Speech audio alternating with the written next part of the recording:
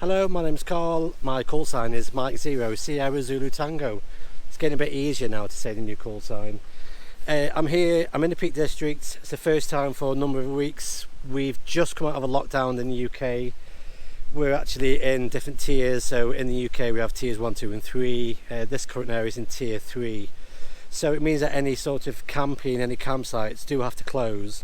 But I'm very lucky that the work that I do means that I can actually hire the camping barn out and do a little bit of work, and then also while I'm here I can do a bit of radio and just do a little bit more on the YouTube stuff, which is educational and informative, so it ticks all the right boxes for being here. So I'm here just for a few hours, a little bit of food, a little bit of radio.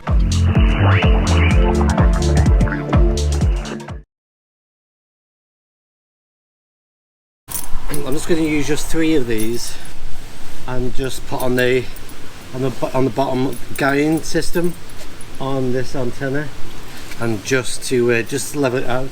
So effectively with a tripod and these in place, it should be solid enough. There's no forecasted heavy winds tonight, but it's the Peak District, it can happen. But with this sort of light guiding, it should stay up.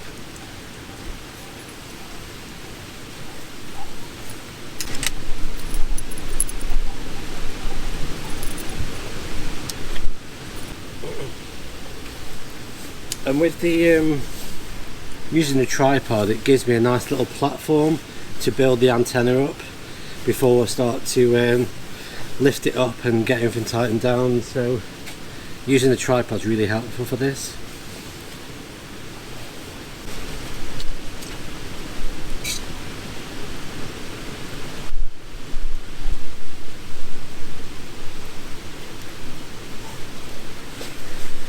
The ground's quite uneven, so when I actually put the antenna up, it might just be a slight lean, but with the tension of the guy ropes, it should stay up. Fingers crossed.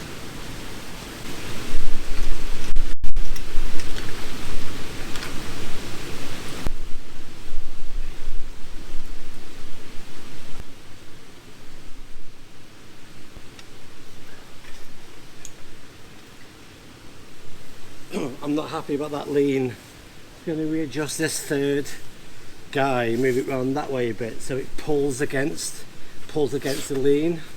That's the plan.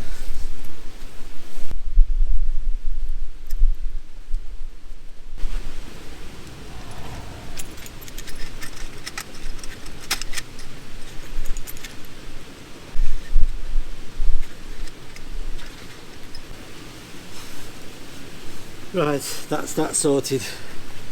I'm tempted to stick a dipole up there as well, one of those linked dipoles, so I don't have to keep messing about going up and down with the antenna with the mast. But no, actually I'll just stick on the coax for this and jump on, get 17 meters set up, because as the hours start to tick away here in the afternoon, I'm going to lose some of the traffic on 17 meters, so we'll get that set up.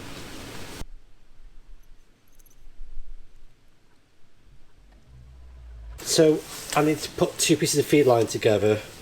So I've got my usual piece that I've got, which is probably about 10 meters, 9 meters.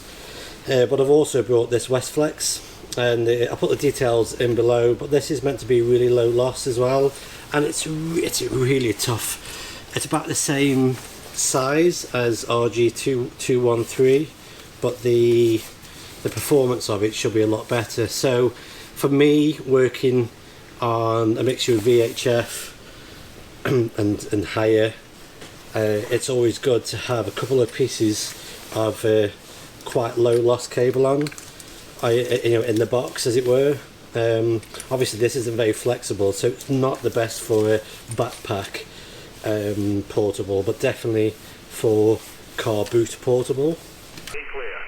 Frank, you're clear. Frank, you clear now. He cleared out on us. He just left, didn't he? What? Hey, we didn't have enough signal for him. No, we didn't. Well, what we got to do, 20 over to talk to him? I guess the 20 to open, then we saw. Very busy.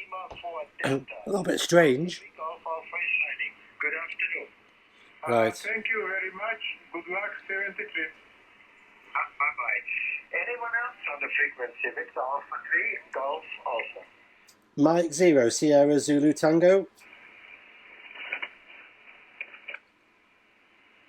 Right, I'm setting up on this top bunk because I need the little table that I normally use here to do my work on. So I'm going to be setting up my radio and the computer for some FT8 and such like here. I'm just turning this around, I'll show you.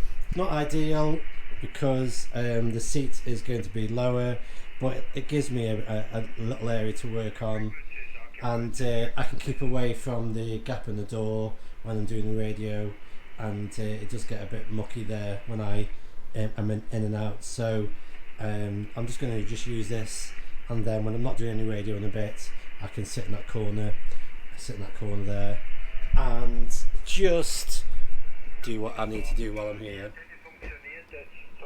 So yeah, no, booming, lots of stations coming in.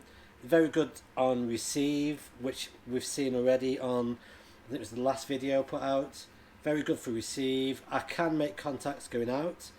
Now I just wonder whether using, because it's a compromised antenna, it's not, it's not a full size.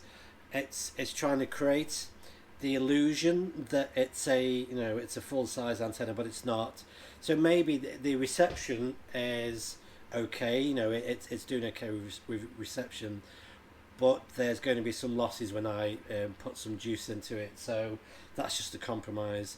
But getting that up in the air and being a flat top, I think, is a real big improvement than using, let's say, an N fed and just tuning an M fed in that does all multiband. Whether this type of dipole is any better than, let's say, a vertical on 70 meters, I think the gain on the vertical might be better, because I'm not getting the sort of gain that I should be getting from the dipole. It's fun, I'm enjoying it, and yeah, it's working, so I'm dead happy with that. I'm going to put the kettle on and celebrate. Come and join me. Get the kettle on and let's do a bit more radio. So I've brought with me, it's basically a spare radio in case something goes foobar with the other one. So it's the beautiful FT817. I've got a little amp there and a little tuner in case you just want to use QRP. I can just use the tuner even though I don't need that. So this goes with me as a backup, so just in case. What I have here. Well, looking outside here, we have a nice morning going here. It's bright and sunny. It's cold though, below the freezing mark by a couple degrees. And so I'm just using this just to act as a stand because the bed's quite drops. So this is not actually plugged in. It's just a little stand. Being outside in the sun makes a difference too, even though it may be freezing cold, but being in the sun can make a great difference. Right, it's getting a bit warmer in here. It was quite chilly until I've just got this heater properly working now. So on voice, there was quite a few stations on. I did put a shout out. I didn't really get through to any of them yet. Maybe because they probably got running some power, and with some big antennas, and here I am not running any power, just using these couple of whips, so I could pick up quite a few, but I couldn't break through yet. I just might need some patience on that. However, on FT8 I've made a bunch of contacts. There's lots of stations coming in from the US and Canada. Most of the DX at the moment is the US and Canada. The antenna is sort of facing so that the best bits of the antenna are east and west, rather than the null ends of the dipole. So I've got it so that I'm going to get the best of across Europe and the best of the US. I wonder if I tweak it a little bit and go sort of southwest.